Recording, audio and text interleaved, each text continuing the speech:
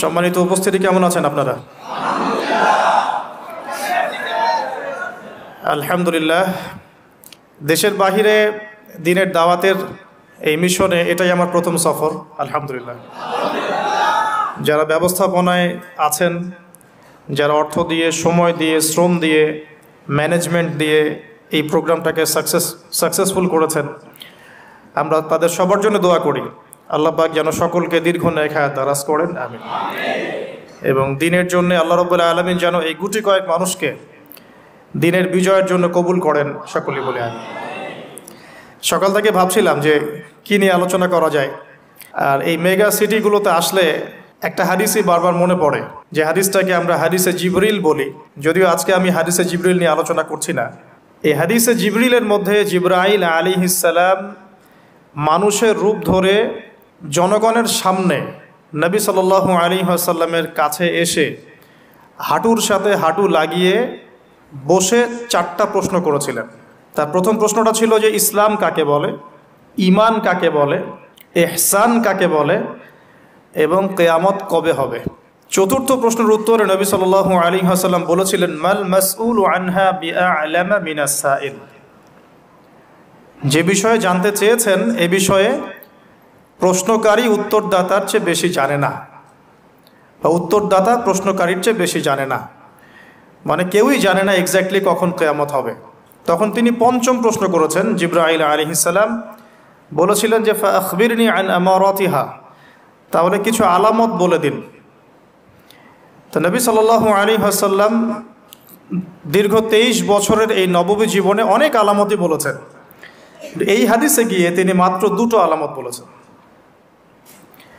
এক, আনতালিদাল আমাতু রাব্বাতুহা, যখন দেখবে দাসী তার মনিবকে জন্ম দিচ্ছে। দাসী তার মনিবকে জন্ম দেওয়ার অর্থ হচ্ছে সমাজে ন্যায় অন্যায়, হক বাতিল, সত্য মিথ্যা, ভালো মন্দের মানদণ্ড উল্টে যাবে। কারণ দাসী কখনো মনিবকে জন্ম দেয় না, এটা উল্টা বোঝানো হচ্ছে। আর আমরা এখন আখিরুজ্জামান নিয়ে স্টাডি করলে তাই দেখি।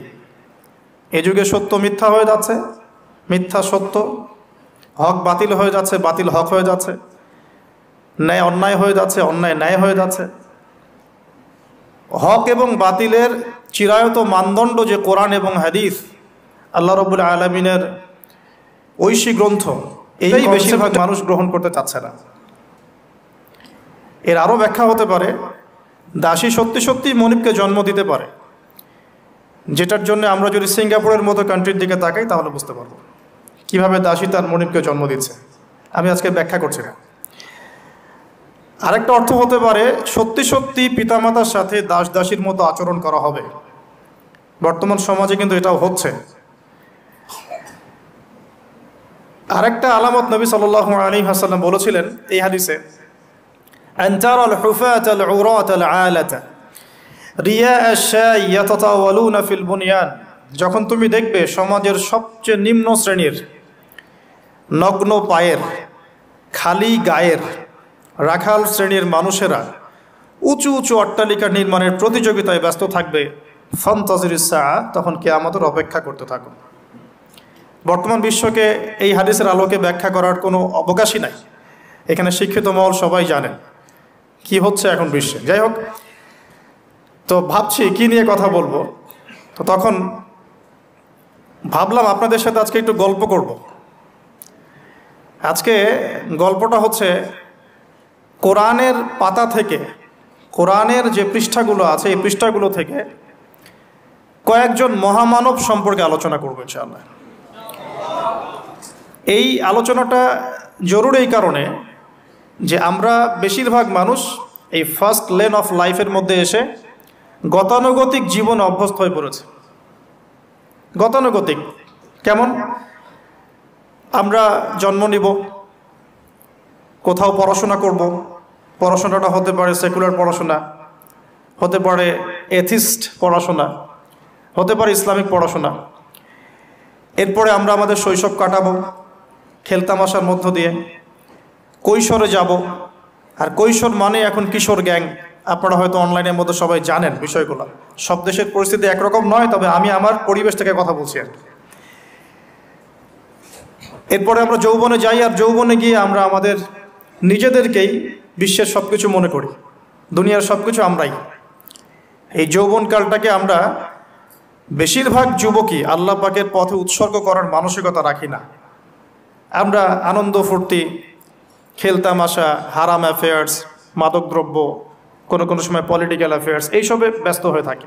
যৌবনটা আমরা এভাবে নষ্ট করি বেশিরভাগ মানুষ।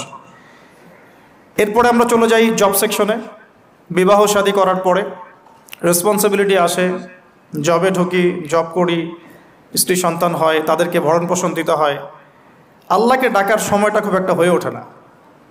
শেষ বয়সে গিয়ে ফিকির হয় যে আমার জীবন থেকে 40-50 ইয়ার্স চলে গেছে, now I should you turn towards Allah সুবহানাহু ওয়া তাআলা। ব্যাস, তখন আমি চিন্তা করে একটা চিল্লা দিব, একটা উমরা করব বা একটা হজ করব, এবং আমি আমার সমস্ত সিন থেকে মুক্ত হয়ে যাব। আমরা একটা গতানুগতিক লাইফস্টাইলে অভ্যস্ত হয়ে গেছে। সকাল থেকে শুরু করে রাত পর্যন্ত ম্যাক্সিমাম মানুষের চিন্তা এখন বস্তুবাদিতা। বস্তুবাদিতা মানে ম্যাটেরিয়ালিজম, মানে দুনিয়া, দুনিয়া এবং দুনিয়া। মানে কি করলে আমার দুনিয়াতে ভালো হবে, কি করলে আমার খাবারটা ভালো হবে, বাড়িটা ভালো হবে, রিজিকটা ভালো হবে, আমার স্ত্রী সন্তান একটু ভালো থাকবে। এই যে চিন্তাগুলো, আল্লাহ এবং তার রাসূলকে অ্যাভয়েড করে এই যে চিন্তাগুলো, এই চিন্তাটাকে আমরা বলি বস্তুবাদিতা, ম্যাটেরিয়ালিজম। দেখবেন গতানুগতিক লাইফস্টাইলে এখন এই পৃথিবীর বেশিরভাগ মানুষ বস্তুবাদী। এটা দেখার জন্যে, বোঝার জন্যে জাস্ট আপনার হৃদয়ের চোখ, হৃদয়ের কান, হৃদয়ের ইন্দ্রিয়গুলো একটু উন্মুক্ত করতে হবে। আর হৃদয়ের চোখ, হৃদয়ের কান উন্মুক্ত হবে তখনই যখন আমরা আল্লাহ এবং তার রাসূলের সামনে আত্মসমর্পণ করব, তার আগে নয়। তো বেশিরভাগ মানুষ বস্তুবাদিতায় লিপ্ত থাকে। আবার দেখি কিছু মানুষের সারাদিন ফিকির একটাই, পলিটিক্স, পলিটিক্যাল অ্যাফেয়ার্স, পলিটিক্স, কীভাবে পলিটিক্স করব, কীভাবে অপোজিশনকে ডমিনেট করা যায়, কি করলে তার ক্ষতি করা যাবে, কি করলে তাকে ওভারটেক করে আমি সামনে যেতে পারবো। কিছু মানুষের চিন্তা ইকোনমিক সেকশনে, আল মাল, কীভাবে মাল অর্জন করা যাবে। আমার 2তলা বাড়ি আছে, কিভাবে 4তলা হবে। 2টা বিজনেস আছে, কিভাবে 10টা হবে, 5টা হবে। আমার 100% জমি আছে, কিভাবে 200% হবে। আল মাল। এই শ্রেণীর মানুষকে নবী সাল্লাল্লাহু আলাইহি ওয়াসাল্লাম আব্দুদ দিনার বলেছেন, দিনারের দাস। আব্দুল্লাহ নয়, আল্লাহর দাস নয়, দিনারের দাস। আরও কিছু মানুষ আছে, আমরা এখন সায়েন্স এবং টেকনোলজির অগ্রগতির খোরা অজুহাত তুলে সরাসরি আল্লাহকে ডিনাই করে ফেলছে, এবং এই মতাদর্শ সমাজে বাস্তবায়নের চেষ্টাও করছে। এডুকেশন সেক্টরে হোক, সংস্কৃতির নামে হোক, সামাজিক অ্যাসোসিয়েশনের নামে হোক, মুক্ত চিন্তার নামে হোক, আমরা ডে বাই ডে যুব সমাজের একটা বড় অংশকে এথিস্ট বানাচ্ছি। আবার কিছু মানুষ সারাদিন সংস্কৃতি নিয়ে পড়ে আছে, গান বাজনা, নাট্য, কলা ইত্যাদি ইত্যাদি। কিছু মানুষ সারাটা জীবন ঢোল তবলায় কাটিয়ে দিচ্ছে, কিছু মানুষ সারাটা জীবন একটা গিটারকে নিয়ে কাটিয়ে দিচ্ছে, একটা মিউজিক্যাল ইনস্ট্রুমেন্ট নিয়ে কাটিয়ে দিচ্ছে। কিছু কিছু দিনী বোন সারাটা জীবন অপসংস্কৃতির অন্ধ অনুকরণে কাটিয়ে দিচ্ছেন। এবং আপনাদের কাছে, সরি ফর মাই ল্যাঙ্গুয়েজ, অনেক সময় মনে হচ্ছে সৌন্দর্যই সব কিছু। আল্লাহ রাব্বুল আলামিন হয়তোবা মনে হয় আমার বাহ্যিক সৌন্দর্য দেখেই বিচার করবেন, ভাবতে এরকম।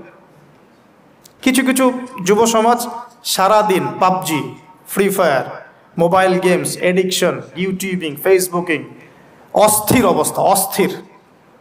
ঠান্ডা মাথায় 1 সেকেন্ড বসে চিন্তা করতে চাচ্ছে না যে তাকে আল্লাহ বা কেন সৃষ্টি করেছে। তো এরকম ভেরিয়াস কাইন্ডস অফ পিপল আমাদের এই সমাজের মধ্যে, যে কোনো কান্ট্রির দিকে আপনি তাকাবেন এই দৃশ্যটাই পাবেন।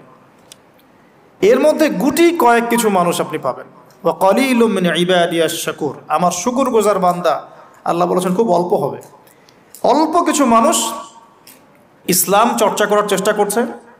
আমি ওই সেন্সে কথা বলছি না যে সারা বিশ্বে 200 কোটি মুসলিম, 300 কোটি মুসলিম, 500 কোটি মুসলিম, বাংলাদেশে 90% মুসলিম, এই ধরনের গতানুগতিক পরিসংখ্যানে আমি বিশ্বাস করি না।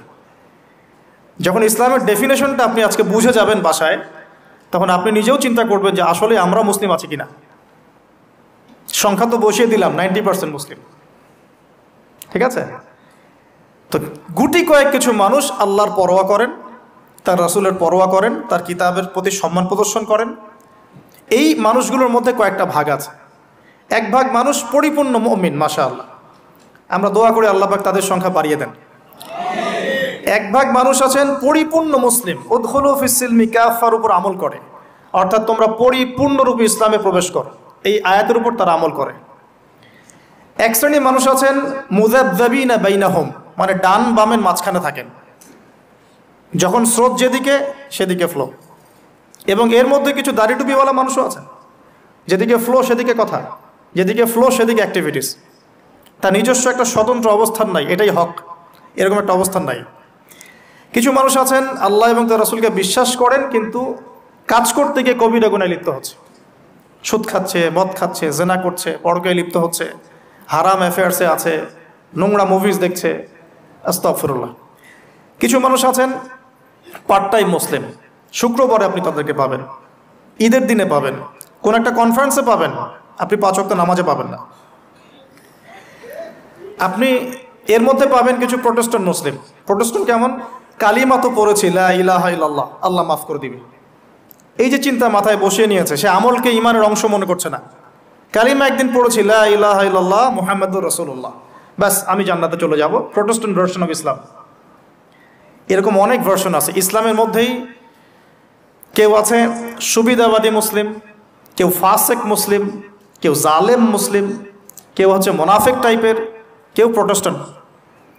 খাঁটি আল্লাহর বান্দা, খাঁটি মুমিন, খাঁটি মুসলিম, এই মানুষগুলোকে মোটিভেট করার জন্য আজকের টপিক। আসুন কিছু মহামানবের গল্প শুনি। শুরু করতে চাই আমাদের আদি পিতা আদম আলাইহিস সালামকে দিয়ে। কেন এত বড় লম্বা ভূমিকা দিলাম? কারণ আমরা কেউ প্রোটেস্ট্যান্ট মুসলিম থাকতে চাই না, আমরা পরিপূর্ণ কোরআন এবং সুন্নাহ অনুসরণ করতে চাই। পরিপূর্ণ কোরআন এবং সুন্নাহ আমার ব্যক্তি জীবন, আমার পারিবারিক জীবন, আমার অর্থনৈতিক জীবন, আমার সামাজিক জীবন, ইনশাআল্লাহ আল্লাহ যদি তৌফিক দান করেন আমার পলিটিক্যাল লাইফেও থাকবে ইনশাআল্লাহ। এই কনসেপ্টের নাম ইসলাম। এই কনসেপ্টকে ডিনাই করলেই মুনাফিক হয়ে যাবে। কেউ মানতে পারুক বা না পারুক এটা পরের ইস্যু, কিন্তু আগে আমার আকীদা ঠিক করতে হবে, ইসলাম এটা। এখন আমি প্রথমে শুরু করব আমার ব্যক্তিগত জীবন থেকে। আমি সালাত দিয়ে স্টার্ট করব, আমি সওম রাখবো, বেশি বেশি নফল ইবাদত করব, কোরআন তেলাওয়াত করব, দান সাদাকা করব, ভালো কাজে অংশ নিব, সৎ কাজে আদেশ করব, অসৎ কাজে নিষেধ করব। আমি আমার ব্যক্তি জীবনটাকে ইসলামাইজড করব সবার আগে।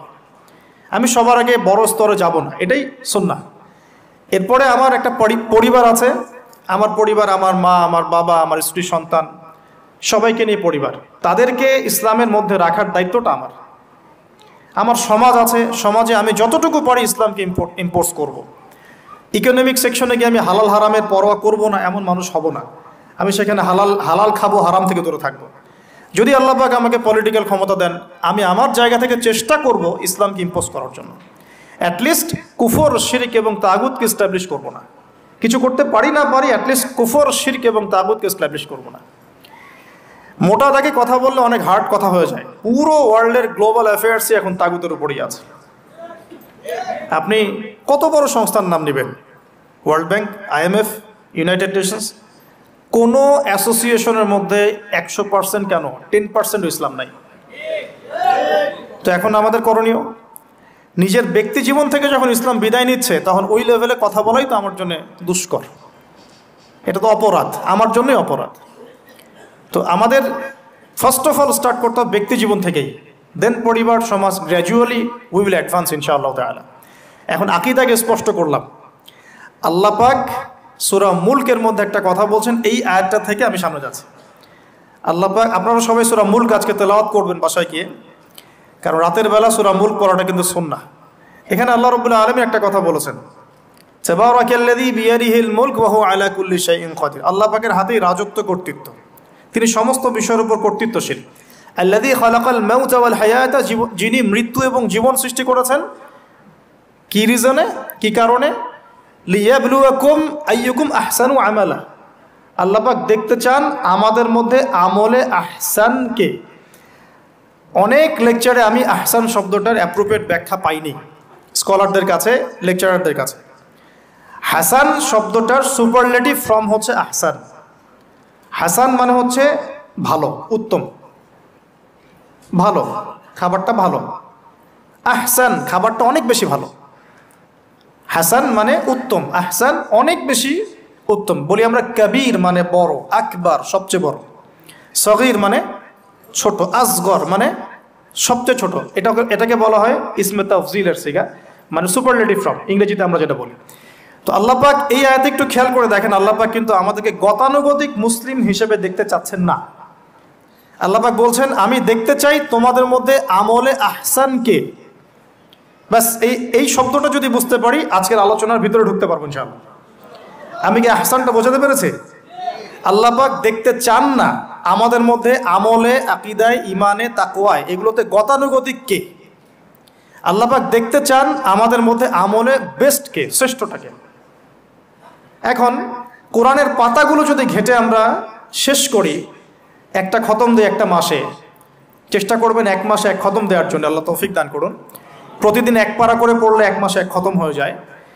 আর বছরে অন্তত একবার পুরো কোরআনটা অর্থসহ পড়তে হবে, পারা যাবে ইনশাআল্লাহ। বছরে অন্তত একবার পুরো কোরআনটাকে অর্থসহ আমরা পড়ার চেষ্টা করব। এই পাতাগুলো যদি আমরা উল্টাই তাহলে দেখব কোরআনের মধ্যে আল্লাহ রাব্বুল আলামিন কাফেরদের কথা বলেছেন, জালেমদের কথা বলেছেন, ফাসেকদের কথা বলেছেন, মুত্তাকি মুমিন মুসলিমদের কথা বলেছেন।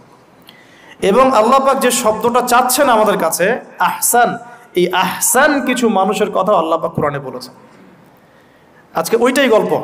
সূরাতুল বাকারার আয়াত নাম্বার 207-8 এই দুটো আয়াত একটু পড়ে দেখবেন। আল্লাহ পাক বলছেন ওয়া মিনান নাস বা'দা আউযু বিল্লাহি মিনাশ শাইতানির রাজিম। ওয়া মিনান নাস, আল্লাহ বলছেন মানুষের মধ্যে কিছু মানুষ আছে, সবাই না।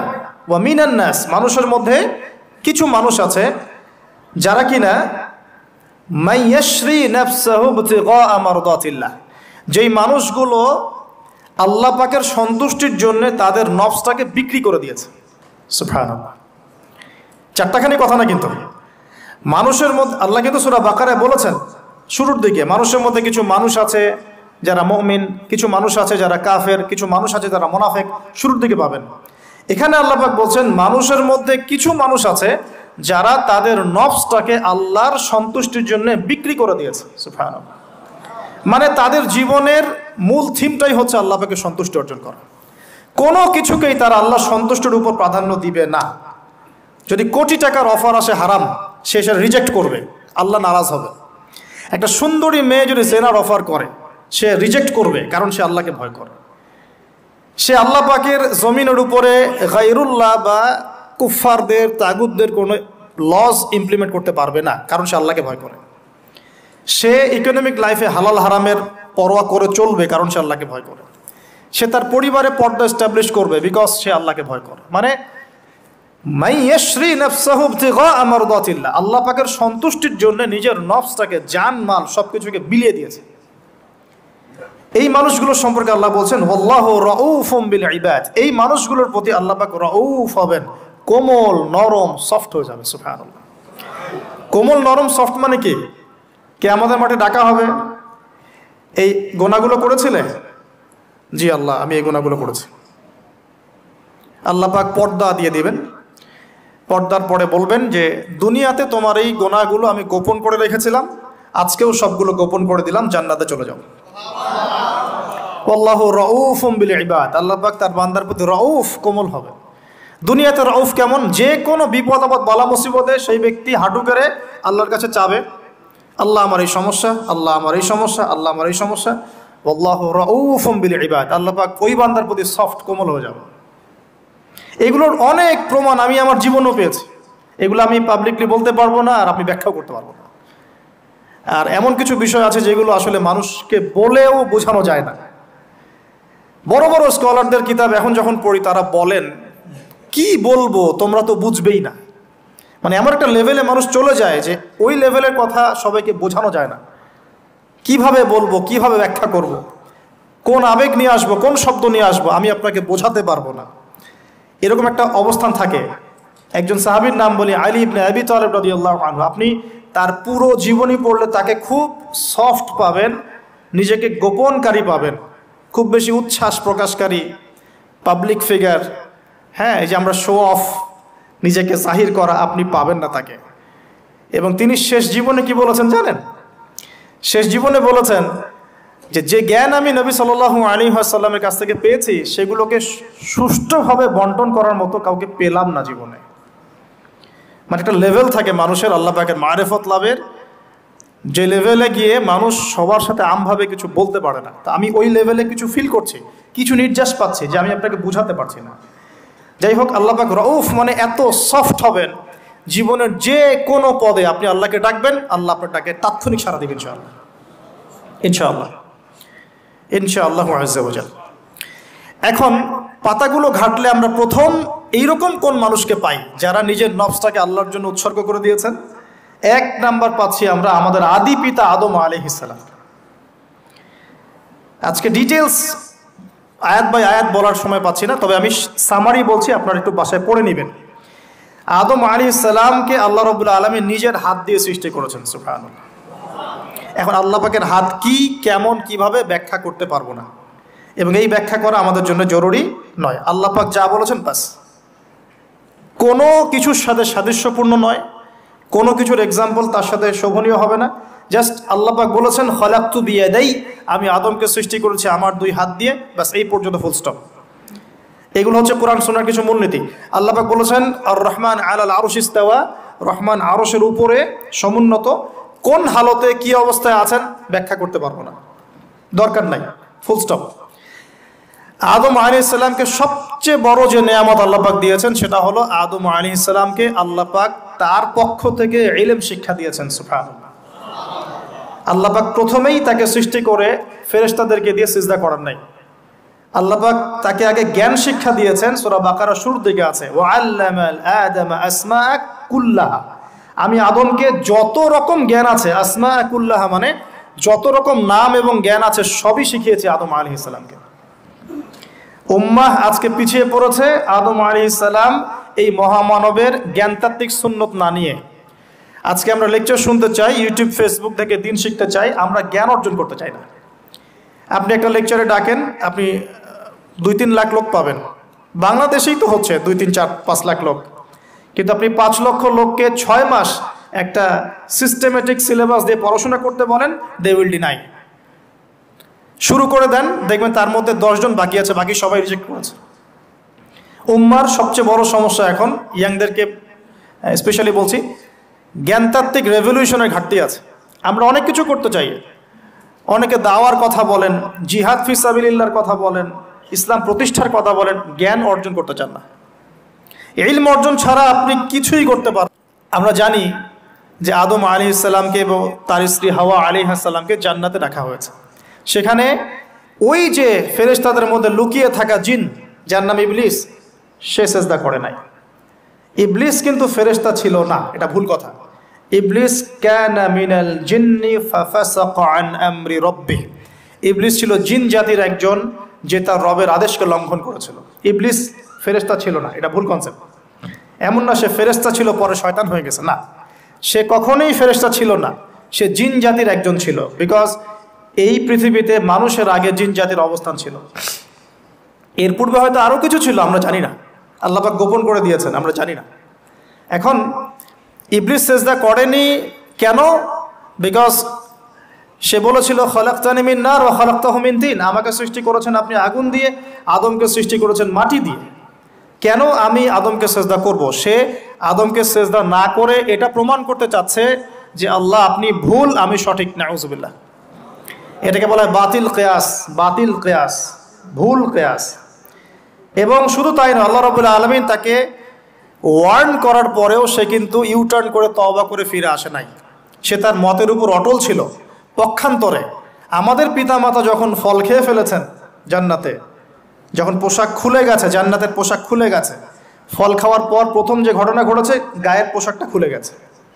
দেখেন, সর্বপ্রথম আমাদের পিতামাতাকে জান্নাতে ফেরেশতাদের সামনে ইবলিস নগ্ন করে দিয়েছে। এটা ছিল আমাদের প্রতি ইবলিসের সবচেয়ে বড় আঘাত। শুরুতে, প্রথম আঘাত, শুরুতে শিরক করাতে পারে নাই, বেদাত করাতে পারে নাই, হারাম খাওয়াতে পারেনি ইত্যাদি। শুরুতে আমাদের পিতামাতাকে সে অবাধ্যতায় লিপ্ত করে গা থেকে জান্নাতের পোশাকটা খুলে ফেলে দিয়েছে। এখান থেকে আমাদেরকে বুঝতে হবে আজকের এই গ্লোবাল সোসাইটিতে আমরা যে নগ্নতার এই ভয়াল থাবা এবং প্রদর্শনী দেখছি, এটা ওই আসমানের ওই যে ইবলিসের যে চক্রান্ত, তার এই জমিনে বাস্তবায়ন হচ্ছে এখন। বুঝাতে পারিনি মনে হয়, আল্লাহ মাফ করুন। ইবলিস আমাদের পিতামাতার গা থেকে কাপড় খুলে ফেলে দিয়েছিল। সূরা আরাফে আল্লাহ পাক এটা বলেছেন, ইয়ানজিউ আনহুমা লিবাসাহুমা লিইউরিয়াহুমা মিন সাওয়াতিহিমা। হে বনু আদম, তোমরা সতর্ক থেকো, তোমাদের পিতামাতার গা থেকে কিন্তু ইবলিস কাপড় খুলে ফেলেছিল, তোমরা পৃথিবীতে গিয়ে আবার সেই কাজ করো না। তাহলে এখন আমরা একটু বুঝতে চেষ্টা করি, ইন্টেলেকচুয়াল অডিয়েন্স সবাই আমরা, আমাদের ক্রিটিক্যাল থিঙ্কার্স দরকার। তাহলে এখন যে সোসাইটির মধ্যে নগ্নতার বেহায়াপনার সয়লাভ চলছে, every single city and country, including Dhaka, the city of Akhiruzzaman, সেটাও তো দেখেন কোথায় আপনি মানে শালীনতা পাচ্ছেন। ইসলামিক কান্ট্রি হিসেবে আলহামদুলিল্লাহ এখানে অনেক কিছু পান, ওয়ার্ল্ডের অন্যদিকে তাকিয়ে দেখুন। তার মানে ইবলিসের ওই এজেন্টটা এখন পৃথিবীতে কিছু মানুষ বাস্তবায়ন করছে, তাদের সাথে ইবলিসের একটা যোগসূত্র আছে আদর্শিক।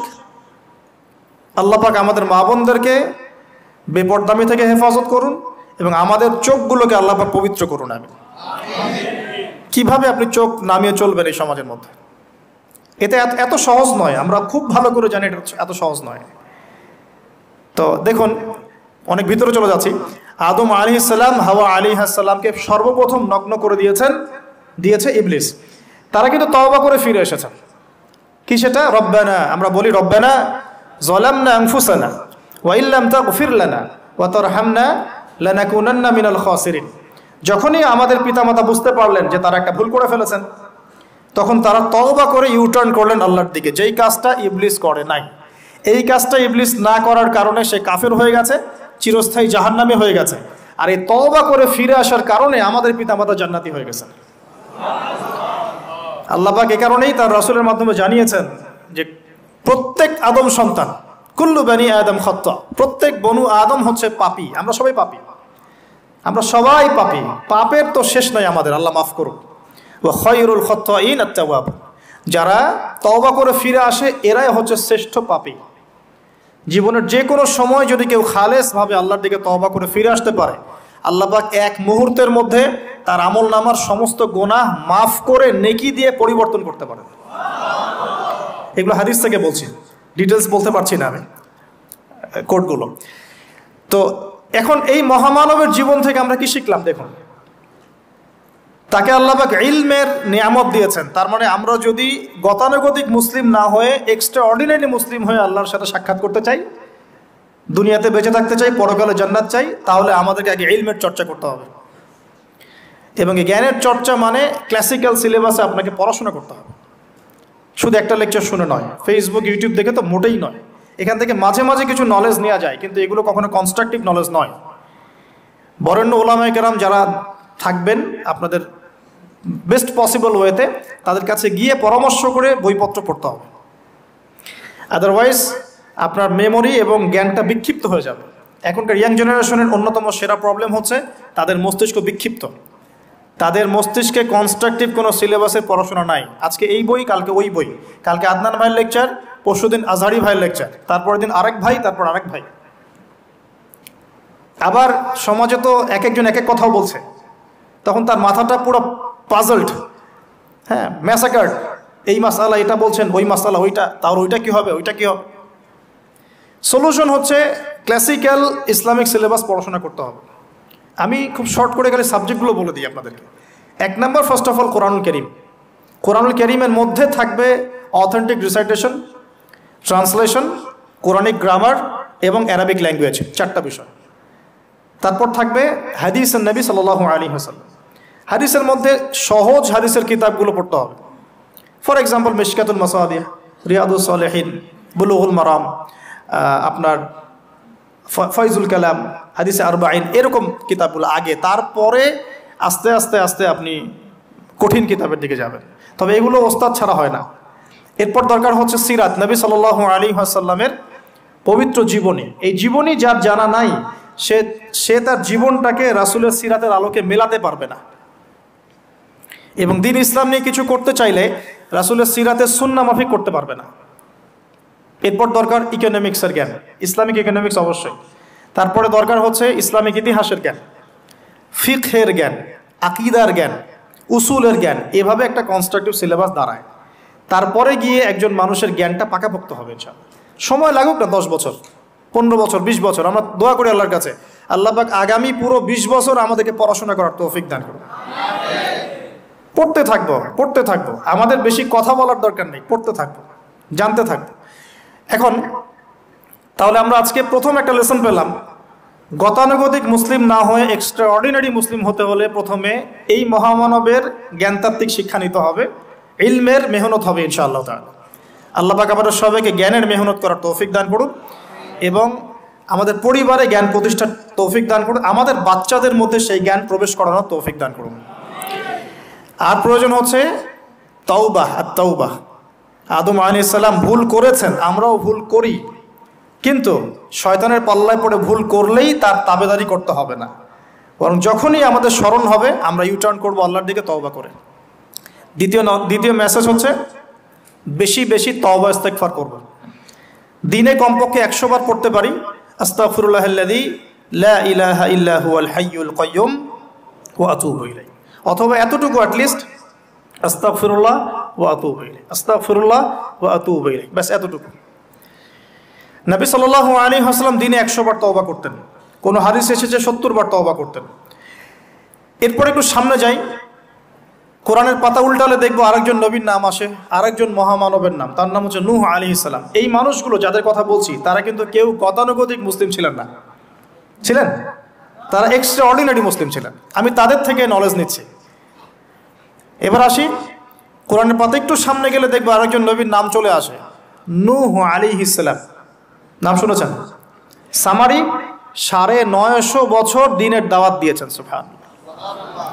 এক্সট্রা অর্ডিনারি মুসলিম হতে হলে আমাদেরকে দাওয়াতি কাজ করতে হবে, তার আগে ওই যে জ্ঞান অর্জন করতে হবে। এই দাওয়াতি কাজটা হবে মধ্যম পন্থায়, শৈথিল্যতাবাদ না, চরমপন্থা না, মধ্যমপন্থী থাকবো ইনশাআল্লাহ আমরা। এখানে অনেক সময় মধ্যমপন্থী থাকতে গিয়ে কিছু মানুষ হিকমতের দোহাই পেরে শৈথিলতাবাদী হয়ে যায়।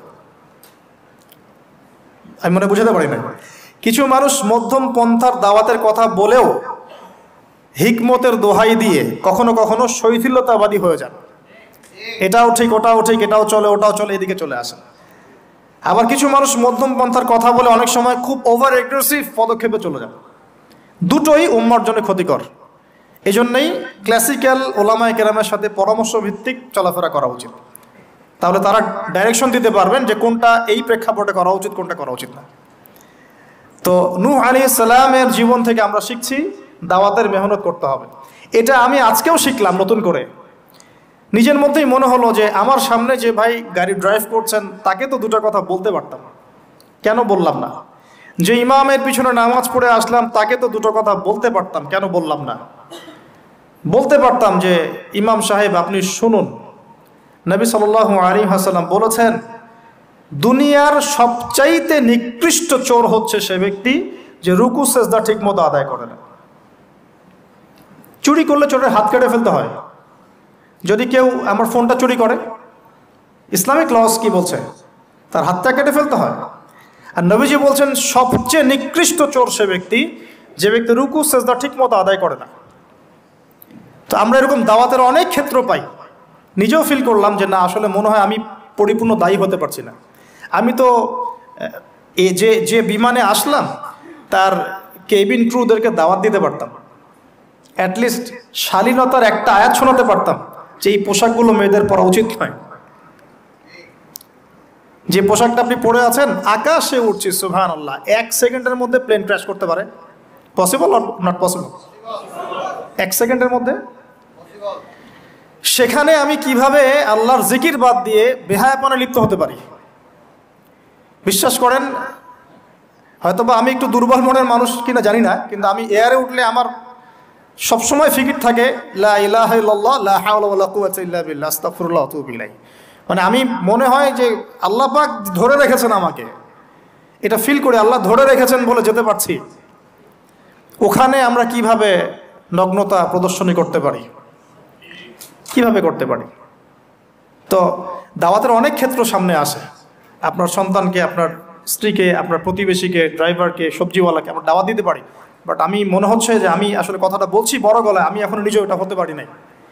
আল্লাহ পাক আমাদেরকে হওয়ার তৌফিক দান করুন। নূহ আলাইহিস সালাম 950 বছর দাওয়াত দিয়েছেন। একটা খালি এক্সাম্পল দিচ্ছি, তিনি সূরা নূহের মধ্যে আল্লাহ পাক বলেছেন, নূহ আলাইহিস সালাম আল্লাহকে বলছেন, রব্বি, হে আমার রব, ইন্নী দাআউতু কওমি লাইলা ওয়া নাহারা, আমি আমার এই কওমকে প্রতিদিন প্রতি রাত দাওয়াত দিয়েছি। সুবহানাল্লাহ, প্রতিদিন প্রতি রাত। আজকে এসেছি, হয়তো 2-3 মাস পরে আপনাদের এখানে আবার আসতে পারি। প্রতিদিন প্রতি রাত কিন্তু আমি দাওয়াতি কাজ করতে পারছি না, আমরা কেউই করছি না। নূহ আলাইহিস সালাম বলছেন, আমি বিনা আজর, কোনো আজর ছাড়াই, কোনো স্বার্থ ছাড়াই, আল্লাহ, আমি আমার কওমকে দিন রাত দাওয়াত দিয়েছি। ওয়ালাম ইয়াজিদহুম দুআই ইল্লা ফিরারা, যখনই দাওয়াত দিয়েছি আমার দাওয়াত শুনে তারা খালি পৃষ্ঠ প্রদর্শন করেছে। কেউ মাথা ঢেকে ফেলেছে, কেউ মুখ কান বন্ধ করেছে, হ্যাঁ, কেউ আমাকে পাগল বলেছে, মজনুন বলেছে। এমনকি তিনি যখন নৌকা বানাচ্ছেন আল্লাহ পাকের আদেশে, মানুষ পাশ দিয়ে হেঁটে যায় আর টিটকারি করে, কবে মরুভূমিতে নৌকা চলবে নূহ, তোমার এই নৌকা মরুভূমিতে চলবে কবে? মানুষ টিটকারি মারে। হ্যাঁ, তো এখনো দেখবেন স্ক্যাটোলজিক্যাল কথা বললে, আখিরুজ্জামানে কথা বলে অনেকেই মজা নেয়। কবে আসবে ক্যাশলেস সোসাইটি? বললাম তো চলে আসছে। কবে আসবে মালহামা? বলছি চলে আসবে। কবে আসবে বড় বড় ভূমিকম্প? আসছে, সবর করেন। তো নূহ আলাইহিস সালামের জীবন থেকে শিক্ষা, আমরা দাওয়াত দিব। আমরা ফার্স্ট অফ অল জ্ঞান অর্জন করব, ক্লাসিক্যাল সিলেবাস পড়াশোনা করব, ওলামায়ে কেরামের সাথে সোহবত রাখবো এবং দাওয়াতি কাজ করবো ইনশাআল্লাহ। এবং এখানে আমরা মধ্যমপন্থী থাকবো, নট চরমপন্থা, নট শৈথিলতাবাদ। নূহ আলাইহিস সালামের জীবন থেকে আরো দাওয়াত, দিন রাত দাওয়াতের মেহনত করা, দিন রাত দাওয়াতের মেহনত করা। আল্লাহ পাক আমাকে আপনাদের সবাইকে তৌফিক দান করুন। কতদিন? 950 বছর। কত বছর? 950 বছর। পুরো আব্বাসীয় খেলাফত ছিল 509 বছর কি 10 বছর মেবি। পুরো আব্বাসীয় খেলাফত 510 বছরের মতো। উমাইয়াদের ছিল 93 ইয়ার্স। আমাদের নবী সাল্লাল্লাহু আলাইহি ওয়াসাল্লামের দাওয়াতের মিশন বয়স ছিল 23 বছর। 950 বছর দাওয়াত দেওয়ার পর তাফসীরের কিতাবে এসেছে 40 or 80 ফ্যামিলিজ, এই 40 বা 80টা ফ্যামিলি ইসলাম কবুল করেছে। তার মানে এখানে শিক্ষা, এক্সট্রাঅর্ডিনারি মুসলিম হতে হলে দাওয়াতের মেহনতে হতাশ হওয়া যাবে না, লেগে থাকতে হবে, লম্বা সময় ধরে দাওয়াত দিতে হবে। আল্লাহ পাক আমাকে আপনাদের সবাইকে লম্বা সময় ধরে বিশ্বে দাওয়াতি কাজ করার তৌফিক দান করুন। আর সামনে যাই, নিজের ছেলে ইসলাম কবুল করে নাই নূহ আলাইহিস সালামের, নিজের স্ত্রী ইসলাম কবুল করে নাই। তার মানে আমাদের ফ্যামিলিগুলো এমন হতে পারে যে ফ্যামিলি নিজের ছেলে কথা শুনছে না, নিজের স্ত্রী কথা শুনছে না। পরোয়া করতে হবে না, তাদের পরোয়া করতে হবে না, শুধু দাওয়াত দিতে হবে। সেই অবস্থা লূত আলাইহিস সালামেরও, তারও স্ত্রী ইসলাম কবুল করছে না। আল্লাহ পাক তাদেরকে ধ্বংস করেছেন, নূহ আলাইহিস সালাম লূত আলাইহিস সালামকে উদ্ধার করেছেন। তো এখানে আমরা আমাদের দিনী বোনদেরকে রিকোয়েস্ট করব, আপনারা সবাই আপনাদের ফ্যামিলিতে খাদিজা রাদিয়াল্লাহু আনহা, আয়েশা রাদিয়াল্লাহু আনহা রোল প্লে করেন। নূহ আলাইহিস সালাম আর লূত আলাইহিস সালামের স্ত্রী রোল প্লে করবেন না। আনফর্চুনেটলি এখনকার যে বিজি সিটিসগুলো, মানে যেগুলো আমরা বলি বস্তুবাদী শহরগুলো, ফ্যামিলিগুলো দিন দিন ক্রাশ করছে। সম্পর্কের টানাপোড়া, বিচ্ছেদ, ডিভোর্সড, আকীদা আদর্শের মিল নাই, স্বামী ইসলাম প্র্যাকটিস করলে স্ত্রীর সমস্যা, স্ত্রী প্র্যাকটিস করলে স্বামীর সমস্যা। এই প্রবলেমসগুলো আমাদেরকে সলভ করতে হবে। আল্লাহ পাক আমাদেরকে সবর করার তৌফিক দান করুন। পারিবারিক তালিমটা খুব বেশি ইম্পর্টেন্ট। পরিবারের তালিম চালু করা উচিত, পরিবারে কোরআন এবং হাদিসের কিতাবগুলো থেকে দার্সের ব্যবস্থা করা উচিত, এবং সপরিবারেই ওলামায়ে কেরামদের সাথে পরামর্শ করে চলা উচিত। ইনশাআল্লাহ ভালো হবে। আল্লাহ পাক তৌফিক দান করুন, আমিন। নূহ আলাইহিস সালামের আরেকটা কথা বলে শেষ করি। শেষে যখন নৌকা ডুবছে, তিনি তার ছেলেকে তখনও পিতৃস্নেহে ডাকছেন, নৌকায় আসো বাবা। ছেলে বলছে যে আমি পাহাড়ে উঠে যাব, ইয়াসিমুনি মিনাল মা, এই পাহাড় আমাকে পানি থেকে বাঁচাবে। নূহ আলাইহিস সালাম বলছেন, আল্লাহ তুমি আমার ছেলেকে বাঁচাও, ইন্নাহু মিন আহলি, সে আমার পরিবারের একজন। আমরা বলি না আমাদের সন্তানদের ক্ষেত্রে, আল্লাহ পাক বলছেন লাইসা মিন আহলিক, সে তোমার পরিবারের কেউ না।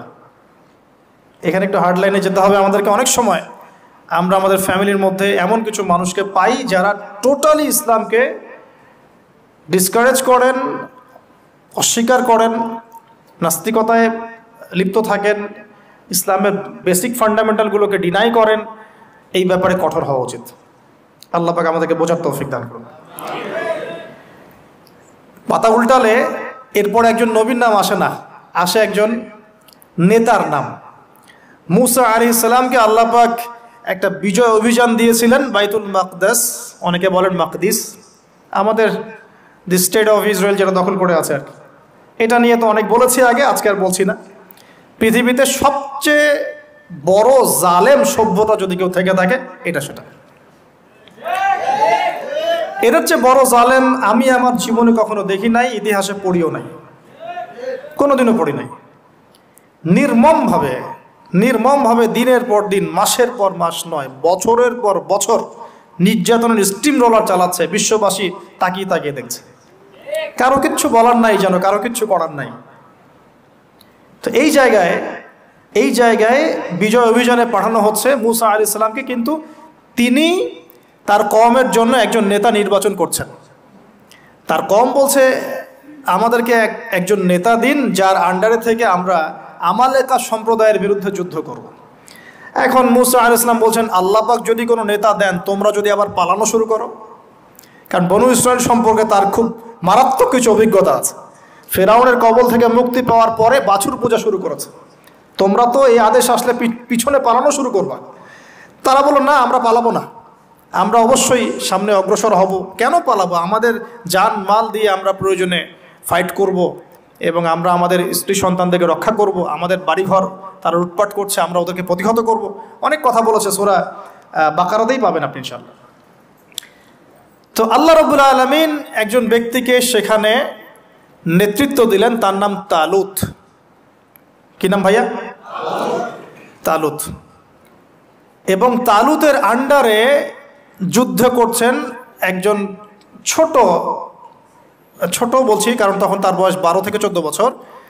তিনি পরবর্তীতে নবী হয়েছেন, তার নাম দাউদ আলাইহিস সালাম। তো এই তালুত সম্পর্কে কি নসিহত, কেন এক্সট্রাঅর্ডিনারি মুসলিম হওয়ার সাথে কি সম্পর্ক? কোরআনের পাতা উল্টালে তালুত সম্পর্কে দুটো কথা পাওয়া যায়। বনু ইসরাইল বলছেন যে তালুত নেতৃত্বের যোগ্য নয়, তার তো সম্পদ নাই, তার তো খ্যাতি নাই। আমরা তো এটাই বলি, নেতৃত্ব কখন আসে? খ্যাতি আছে আপনার, আপনি নেতা হওয়ার যোগ্য, সম্পদ আছে, আপনি নেতা হওয়ার যোগ্য। আমাদের থটসটা এরকম, এটা বনু ইসরাইলের ইহুদিদের থটস, ঠিক আছে? কিন্তু আল্লাহ পাক বলছেন, সূরা বাকারাতে আছে যে আল্লাহ রাব্বুল আলামিন তাকে দিয়েছেন বাসতাতান ফিল জিসমি ওয়াল ইলম। তালুতকে আমি নেতৃত্ব দিয়েছি কারণ তালুতকে আমি আল্লাহ দুটো নেয়ামত দিয়েছি। এক হচ্ছে শারীরিক ফিজিক্যাল শক্তি এবং সুস্থতা, এবং জ্ঞানের প্রজ্ঞার পারদর্শিতা। তাহলে নেতৃত্বের দুটো গুণ পেলাম, প্রজ্ঞা, জ্ঞান এবং শারীরিক সুস্থতা, শক্তি। এক্সট্রাঅর্ডিনারি মুসলিম হতে হলে আমাদের সবাইকে সুস্থ থাকতে হবে, ফিজিক্যালি স্ট্রং থাকতে হবে। এটার জন্য এখনকার লাইফস্টাইল ত্যাগ করতে হবে। You have to change your food habits and lifestyle. আমাদেরকে এক্সট্রাঅর্ডিনারি মুসলিম হতে হলে অবশ্যই ফিজিক্যালি ফিট থাকতে হবে। তালুতকে আল্লাহ পাক ফিটনেস দিয়েছেন, আর ফিটনেস কীভাবে আমরা রক্ষা করবো আমরা বুঝবো। এটা খাওয়ার দাওয়ার, ঘুমানো, স্পেশালি ঘুমানো, ঘুম থেকে ওঠা, ফজরের পরের জগিং, প্রয়োজনে জিম এবং ফুড হ্যাবিট চেঞ্জ করা। রাসূল সাল্লাল্লাহু আলাইহি ওয়াসাল্লামের প্রফেটিক লাইফস্টাইল ফলো করলে ইনশাআল্লাহ আমরা সুস্থ থাকবো। আল্লাহ পাক আমাদের সবাইকে, আমি সহ আপনাদের সবাইকে আল্লাহ পাক সুস্থতার নিয়ামত দান করুন, এবং আল্লাহ পাক আমাদের সবাইকে দীর্ঘ নেক হায়াত দারাজ করুন। এই হায়াতকে আল্লাহর দ্বীনের জন্য ব্যয় করার তৌফিক দান করুন। আরেকটা হচ্ছে ইলম, আবারও জ্ঞানের কথা আসলো। তালুতকে আমি জ্ঞান দিয়েছি। ইউতাল হিকমা, আল্লাহ পাক বলছেন যে ওয়ামা ইউতাল হিকমাতা ফাকাদ উতিয়া খায়রান কাসীরা। যাকে প্রজ্ঞা দেয়া হয়েছে তাকে প্রচুর প্রচুর প্রচুর কল্যাণ দেওয়া হয়েছে। সুবহানাল্লাহ। পাতা উল্টাই সামনে যাই, এক্সট্রাঅর্ডিনারি মুসলিম ছিলেন আরেকজন, তার নাম হচ্ছেন দাউদ আলাইহিস সালাম, যিনি তালুতের বাহিনীতে যুদ্ধ করছেন। আমালেকা সম্প্রদায়ের মধ্যে অনেক বিশাল দেহি কিছু মানুষ ছিলেন, তার মধ্যে একজনের নাম জালুত। ওই জালুত নাকি একাই 100 জনের সাথে লড়াই করতে পারত। তো তালুত যখন নদী পার হচ্ছে তখন বলেছিল যে কেউ পানি খাবে না, শুধুমাত্র এক ঢোক পানি খেতে পারবে। যে ব্যক্তি পানি খাবে ফালে ইসলামিনী, সে আমার কিন্তু অন্তর্ভুক্ত হতে পারবে না। তাফসিরে আসছে মাত্র 313 জন সৈন্য পানি না খেয়ে থাকতে পেরেছে। ওই যে বদরে 313 জন, ঠিক তালুতের যুদ্ধেও 313 জন। এটা অনেকে জানেন না, বদর যুদ্ধ হয়েছে 313 জন সাহাবী, তালুতের সাথেও ছিল মাত্র 313 জন। আর এদিকে আমালেকা সম্প্রদায়ের বিশাল বাহিনী। এখন আমালেকা সম্প্রদায়ের মধ্যে এক যোদ্ধা আছে, তার নাম জালুত, যে একাই 100 জনের সাথে লড়াই করতে পারে। আল্লাহ রাব্বুল আলামিন তার সাথে মোবারাজার জন্য দাউদ আলাইহিস সালামকে আদেশ করছেন। দাউদ আলাইহিস সালামের বয়স তখন 14 বছর। বলা হচ্ছে তাফসীরের কিতাবে, দাউদ আলাইহিস সালাম দূর থেকে একটা যে গুলতি বলি আমরা, বাটুল গুলতি টাইপের, এগুলো নিক্ষেপ করে এটা সরাসরি তার এই দুই চোখের মাঝখানে গিয়ে লাগিয়েতেই তার ইন্তেকাল হয়ে গেছে, মৃত্যু হয়ে গেছে। জালুত শেষ। এটা দেখে আমালেকা সম্প্রদায় পিছনে পালানো শুরু করেছে। 313 জন নিয়ে এই মুসা আলাইহিস সালামের নেতৃত্বে, তালুতের নেতৃত্বে এই বাহিনী বাইতুল মাকদিস বিজয় করেছিল। এই বাইতুল মাকদিসের হিস্ট্রি অনেক অনেক প্রাচীন। এরা তো এখানকার নতুন আবর্জনা, এরা এখানকার নতুন নব্য আবর্জনা, কারণ এর হিস্ট্রি অনেক লম্বা, অনেক লম্বা। এর হিস্ট্রি এত লম্বা যেটা নিয়ে একটা কিতাবই লেখা যায়, যে জেরুজালেমের হিস্ট্রি, এই ইতিহাস পড়ে দেখেন। তো যাই হোক, এখন দাউদ আলাইহিস সালাম থেকে আমাদের কি শিক্ষা আছে একটু দেখি আমরা। এক্সট্রাঅর্ডিনারি মুসলিম হতে হলে কি করতে হবে? দাউদ আলাইহিস সালাম সম্পর্কে আল্লাহ রাব্বুল আলামিন দুটো কথা বলেছেন।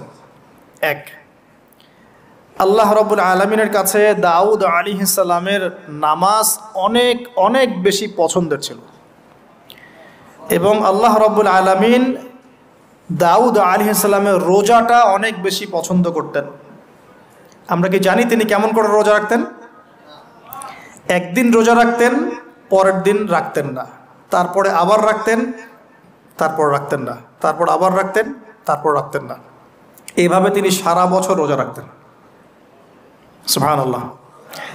এবং রাতের বেলা এত চমৎকার করে জাবুর তেলাওয়াত করতেন আর নামাজে দাঁড়িয়ে থাকতেন, তার এই জাবুরের তেলাওয়াত শুনতে পাখি, অনেক তাফসীরে আসছে পাখি, মাছ, অন্য অন্য প্রাণী, তারা এসে চুপ করে বসে তার তেলাওয়াত শুনত।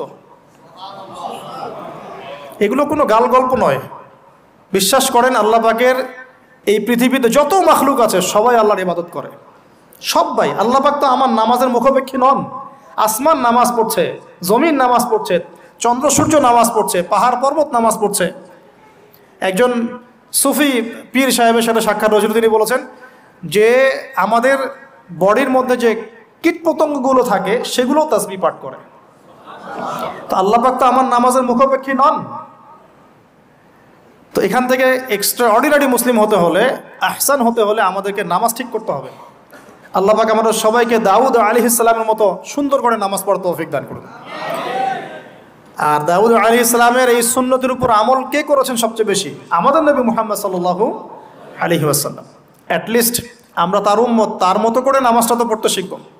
বিশ্বাস করেন এখন ম্যাক্সিমাম মসজিদ, আমি এখানকার অবস্থা জানি না, আমি আমার লোকালিটির কথা বলছি, ম্যাক্সিমাম মসজিদ বাইতুল্লাহ থেকে এখন বাইতুল নাস হয়ে গেছে। বুঝতে পারেননি? বাইতুল্লাহ মানে আল্লাহর ঘর, যেখানে আল্লাহর বিধান চলবে, আল্লাহর মতো, আল্লাহ যেভাবে সন্তুষ্ট হন সেই নামাজ চলবে। এখন চলছে বাইতুল নাস, মানুষের সন্তুষ্টির নামাজ, মানুষের সন্তুষ্টির নামাজ। মসজিদ কমিটির, অনেক মসজিদ কমিটির সভাপতি সব সুদখোর, ঘুষখোর, দুর্নীতিবাজ ভর্তি। ইমাম সাহেব কিছু বলতেও পারে না, বেচারা কি বলবে, বললেই তো চাকরি শেষ। একদিন এক ইমাম সাহেবের সাথে গল্প হচ্ছিল, তিনি বলছেন যে আমি ভাই প্রথম দিন খুতবা দিয়েছি সুদের উপরে, প্রথম দিন খুতবা দিয়েছি সুদের উপরে, তারপরে আমাকে সুন্দর করে রিমান্ডে নিয়ে নিল আর কি কমিটি, তারপরে তওবার উপরে আমি আলোচনা করেছি, তওবার উপরে আলোচনা। এগুলো কিন্তু বাস্তবতা। বাইতুল নাস হয়ে গেছে মসজিদগুলো এখন। নামাজের কোনো আধ্যাত্মিকতাই পাচ্ছেন না আপনি, মারেফতি নাই। এই যে আমরা দাঁড়িয়ে বলি আউযু বিল্লাহি মিনাশ শাইতানির রাজিম মিন নাফখিহি ওয়া নাফসিহি ওয়া হামজি, কত পার্সেন্ট মানুষের অর্থ জানে? আমরা বলি বিসমিল্লাহির রহমানির রহিম, এই বিসমিল্লাহির রহমানির রহিম, মানে বিসমিল্লাহ খালি এতটুকু সিনটা শোনা যায়, বাকি আর কিছু শোনা যায় না। অথচ শুধু এই বিসমিল্লাহর প্রতি সম্মান প্রদর্শন করার জন্যে আল্লাহ পাক সাবার রানী বিলকিসকে ইসলাম কবুলের সৌভাগ্য দিয়েছিলেন। মনে আছে সুলাইমানের চিঠি, হয়তো অনেকে পড়েছেন। সুলাইমান আলাইহিস সালাম চিঠি দিয়েছেন, আমার কাছে আত্মসমর্পণ করো। তো রাজার পরিষদ সবাই বলছে আমরা উলুল কুওয়া, আমরা শক্তিশালী, আদেশ করেন লড়াই করব। বিলকিস বলছে না, ইন্নাহু মিন সুলাইমান, এটা সুলাইমানের পক্ষ থেকে আসছে। ওয়া ইন্নাহু বিসমিল্লাহির রহমানির রহিম, এখানে আছে পরম করুণাময় অসীম দয়ালু আল্লাহর নামে শুরু করছে। এই বিসমিল্লাহর প্রতি সম্মান প্রদর্শনের ওসিলায় আল্লাহ রাব্বুল আলামিন এই সাবার রানী বিলকিসকে এই ইসলাম কবুলের সৌভাগ্য দিয়ে দিয়েছেন। আলহামদুলিল্লাহ। বিসমিল্লাহ ঠিক নাই তেলাওয়াতে, কোরআন তেলাওয়াত ঠিক নাই নামাজের মধ্যে, এক একটা হরফের উচ্চারণ কোথায় কি হচ্ছে কি বুঝতেই পারছি না আমরা। আলহামদুলিল্লাহ রাব্বিল আলামিন কি পড়লো আল্লাহ ভালো জানে। এটা কি মন্ত্র নাকি? আলহামদুলিল্লাহি রাব্বিল আলামিন একটা অনুভূতি আছে, একটা অর্থ আছে। সমস্ত প্রশংসা এই জগৎ সমূহের রব আল্লাহর জন্যে। আর রহমানির রহিম, যিনি পরম করুণাময় অসীম দয়ালু, একটা ফিলিংস আছে। মালিকি ইয়াউমিদ্দিন, যিনি বিচার দিনের মালিক। ইয়্যাকা না'বুদু, আমরা শুধু তোমার ইবাদত করি। ওয়া ইয়্যাকা নাস্তাঈন, শুধু তোমার কাছেই সাহায্য চাই। একসাথে বলি আমরা নামাজে, ইহদিনাস সিরাতাল মুস্তাকিম, আল্লাহ আমাদেরকে সোজা সরল পথ দেখাও। কোথায় ফিলিংস? সিরাতাল্লাযীনা আন'আমতা আলাইহিম, এই যে এক্সট্রাঅর্ডিনারি মানুষদের পথ দেখাও আমাদেরকে, যাদের প্রতি আপনি অনুগ্রহ করেছেন। গায়রিল মাগদুবি আলাইহিম, ওই মাগদুবদের পথ চাই না আল্লাহ। কোন মাগদুব? ইহুদি জাতি। ওয়ালা দাল্লিন, এবং দল্লিনদের পথ আল্লাহ চাই না। দল্লিন কারা? নাসারা। এখন দেখেন তো সারা ওয়ার্ল্ডের প্রত্যেকটা ডিপার্টমেন্ট কাদের? ইহুদি নাসারা, ইহুদি নাসারা, ইহুদি নাসারা, ইনক্লুডিং আমাদের বাথরুমের টয়লেটস, মানে বাথরুমের কমোড। আপনার আমাদের বাথরুম থেকে নিয়ে গ্লোবাল সিস্টেম কোনটা ওদের বাইরে আছে বলেন? হ্যাঁ, ওদের ভালো জিনিস নেওয়া যাবে না এমনটা নয়, কিন্তু এমন নীতি আদর্শ নেওয়া যাবে না যেটা ইসলামের সাথে কনফ্লিক্ট হয়। কনফ্লিক্ট কি ইকোনমিক সেকশনে হচ্ছে না? রিবা কেন্দ্রিক ইকোনমিক সিস্টেম কি ইসলামিক? আল্লাহ সুবহানাহু ওয়া তাআলার ল বহির্ভূত পলিটিক্যাল সিস্টেম কি ইসলামিক? এটা নিজেই নিজেকে প্রশ্ন করি না, অ্যান্সার আপনি খুঁজে আপনার কবরে আপনি যান। কেউ কারোর সাথে লড়াই করছি না। এখন দেখুন, এই যে সূরা ফাতিহা অর্থ বুঝলাম না, একটা সূরা পড়ে গেলাম কুল হুয়াল্লাহু আহাদ। কি কুল হুয়াল্লাহু আহাদ মানে কি? এটা উচ্চারণই বা কেমন করে করতে হয়? কুল, বলুন, হুয়াল্লাহু আহাদ, তিনি আল্লাহ এক। এই যে কুল হুয়াল্লাহু আহাদ অনেকে বলতে পারে না। কুল হুয়াল্লাহু আহাদ, এটা কি সব একসাথে মিলে একটা শব্দ? এখানে প্রস্রাব করিবেন না, কমা, নাকি করিলে জরিমানা হইবে, তো কমাটা চেঞ্জ করে দেন। এখানে প্রস্রাব করিবেন, না করিলে জরিমানা। তাহলে আমরা তো কোরআনকে এরকম বানিয়ে ফেলছি এখন। কুল হুয়াল্লাহু আহাদ মানে কি? আমি এগুলো নিয়ে বললে অনেক সময় চলে যাবে। আপনার কি হাতে সময় আছে? আচ্ছা, তো দেখেন, আমি নামাজ নাই ভাই, মসজিদে অ্যাপ্রোপ্রিয়েট নামাজ নাই। সব মসজিদের কথা বলছি না, ইল্লা মাশাআল্লাহ। অনেক মসজিদ এখন বাইতুন নাস হয়ে গেছে, মানুষের বাইত, আল্লাহর ঘর নাই, সূরা ঠিক নাই। এরপরে রুকু, এই যে রুকু করলাম, রুকুতে গিয়ে একটা বার সুবহানা রাব্বিয়াল আযীম বলারই সময় পাওয়া যাচ্ছে না। অন্তত 3 বার 5 বার 7 বার তো বলবে, বা 3 বার তো অ্যাটলিস্ট বলবে। এই যে উঠে সামি আল্লাহু লিমান হামিদা, হুলিমান হামিদা কি? হুলিমান হামিদা বলে কি কোনো শব্দ আছে? এটা নতুন শব্দ বানালাম আমি একটা। সামি আল্লাহ, আল্লাহ তার কথা শোনেন। লিমান হামিদা, যে তার কথা, যে আল্লাহর প্রশংসা করে। সামি আল্লাহ, আল্লাহ তার কথা শোনেন। লিমান হামিদাহু, যে তার প্রশংসা করে। একটা অর্থ আছে তো, সামি আল্লাহ হুলিমান হামিদা। তো হুলিমান হামিদা মানে কি? প্রতিটা জায়গায় সমস্যা, প্রতিটা জায়গায় সমস্যা। নামাজ, এখানে আমি একটা কথা বলতে ভিতরে চলে আসি। নামাজের আমাদের তাসকিয়া উঠে যাচ্ছে, আধ্যাত্মিকত্ব পাচ্ছেন না, আপনি নামাজ নিজে পড়ে নিজে ফিল হচ্ছেন আপনি নামাজ পড়েছেন। সেজদায় গেলেন, সেজদা মনে হচ্ছে ব্যায়াম, টাপাস টাপাস, মাঝখানে বসারও সময় নাই, মাঝখানে বসে যে একটু দোয়া পড়তে হয়, আল্লাহুম্মা গফিরলি ওয়ারহামনি, কত চমৎকার দোয়া, আল্লাহুম্মা গফিরলি, আল্লাহ আমাকে মাফ করে দাও, ওয়ারহামনি, আল্লাহ আমাকে রহম করো, ও আফিনি, আমাকে নিরাপত্তা দান করো, ওয়ারজুকনি, আমাকে রিজিক দান করো, এই তো দোয়া। নামাজের দোয়া বাদ দিয়ে নামাজের পরে লম্বা দোয়া, হ্যাঁ, নামাজের মূল দোয়াই নাই। আর আমাদের বাংলাদেশে কিছু গ্রাম আছে, ওখানে আবার দোয়া নিয়ে যে মারামারি আর ক্যাচাল। এক একজন বিড়ি ফ্যাক্টরির মালিক, বিড়ি ফ্যাক্টরি, তামাক ফ্যাক্টরি, ওরা মসজিদে গন্ডগোল করে, দোয়া হাত তুলে করবে না করবে না, মানে বাদ দেন। আল্লাহ হেফাজত করুন আমাদেরকে, আল্লাহ আমাদেরকে পরিপূর্ণরূপে নামাজ পড়ার তৌফিক দান করুন। নামাজের প্রত্যেকটা বিষয় বুঝে বুঝে পড়লে এত মজা লাগে, এত স্বাদ লাগে, আপনি নামাজে ডুবে যাবেন। আর নবী সাল্লাল্লাহু আলাইহি ওয়াসাল্লাম কীভাবে সারা রাত নামাজ পড়তেন, মানে রাতের একটা লম্বা অংশ কেমন করে নামাজ পড়তে পারতেন, কারণ তিনি তো ফিল করতেন কি পড়তেছেন, তার তো ক্লান্তি লাগতো না, তার পা কখন ফুলে গেছে তার টেরি পাচ্ছেন না তিনি। কেন সাহাবীদের পা থেকে তীর খোলা যেত, কারণ নামাজে দাঁড়িয়ে তারা ডুবে গেছেন আল্লাহর মধ্যে। আল্লাহ আল্লাহ এটা তো বললে অনেকে আকীদার প্রশ্ন তুলবে। আসলে আল্লাহ পাকের সাথে আমি বিলীন হয়ে যাচ্ছে এখানে। এই বিলীন মানে কি? শারীরিক বিলীন। আমার মনন আল্লাহর প্রতি নিবদ্ধ হয়ে যাচ্ছে, এই তো নামাজ।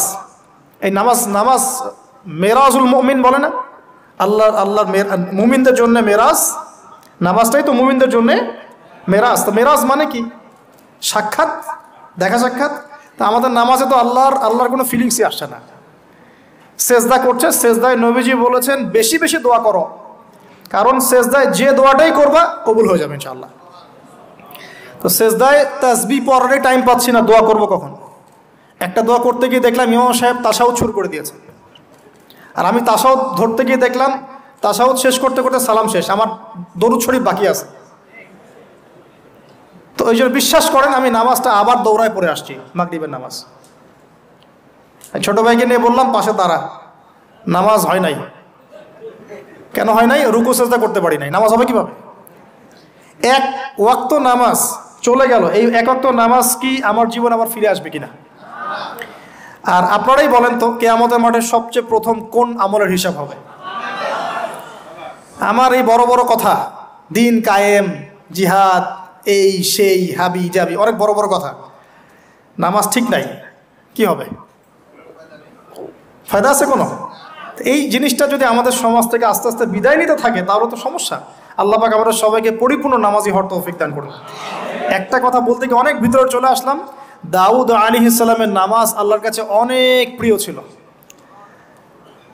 আর তার সওম রোজা আল্লাহর কাছে অনেক প্রিয় ছিল। আমাদের সবাইকে আল্লাহ পাক এই মহামানবের জীবন থেকে নামাজ শেখার তৌফিক দান করুন, রোজা রাখার তৌফিক দান করুন।